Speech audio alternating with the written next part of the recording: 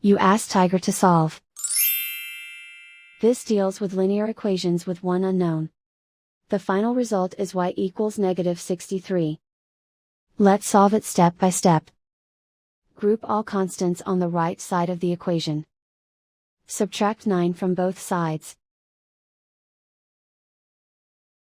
Simplify the arithmetic.